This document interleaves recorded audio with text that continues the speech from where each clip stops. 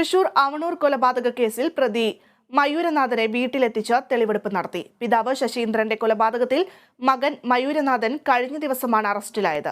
കടലക്കരയിൽ വിഷം കലർത്തി കൊല്ലുകയായിരുന്നു. അച്ഛനോടുള്ള പകയാണ് കൊലപാതകത്തിൽ കലാശിച്ചത്. കഴിഞ്ഞ ദിവസം മെഡിക്കൽ കോളേജിൽ വെച്ചാണ് ശശീന്ദ്രൻ മരണപ്പെട്ടത്. അവണൂർ എടക്കുളത്തുള്ള വീട്ടിൽ നിന്നും പ്രഭാത ഭക്ഷണം കഴിച്ചതിനെ തുടർന്നാണ് ശശീന്ദ്രൻ അവശനിലയിലായത്. ശശീന്ദ്രന്റെ ആദ്യ ഭാര്യയിലെ മകനാണ് മയൂരനാഥൻ.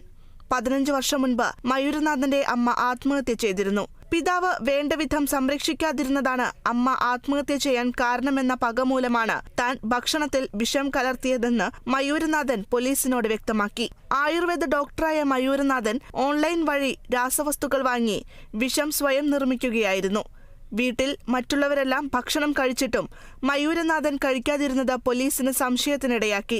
ശശീന്ദ്രന്റെ അമ്മയും ഭാര്യയും വീട്ടിൽ പണിക്ക് വന്ന 2 തൊഴിലാളികളും ഭക്ഷണം കഴിച്ച് അവശനിലയിലായി ആശുപത്രിയിൽ പ്രവേശിക്കപ്പെട്ടതോടെ പോലീസ് അന്വേഷണം ഊർജിതമാക്കുകയായിരുന്നു. രാവിലെ മെഡിക്കൽ കോളേജ് പോലീസ് സ്റ്റേഷനിലെത്തിച്ച പ്രതിയെ ഉച്ചയ്ക്ക് 1:30യോടെയാണ് വീട്ടിലെത്തിച്ച് തെളിവെടുപ്പ് നടത്തിയത്. 2 മണിക്കൂറിലധികം സമയമെടുത്തായിരുന്നു തെളിവെടുപ്പ് പൂർത്തിയാക്കിയത്.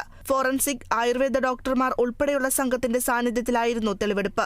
അന്വേഷണം പുരോഗമിക്കുകയാണെന്നും പ്രതിയെ വടക്കാഞ്ചേരി കോടതിയിൽ ഹാജരാക്കുമെന്നും തൃശൂർ ACP സജീവൻ അറിയിച്ചു.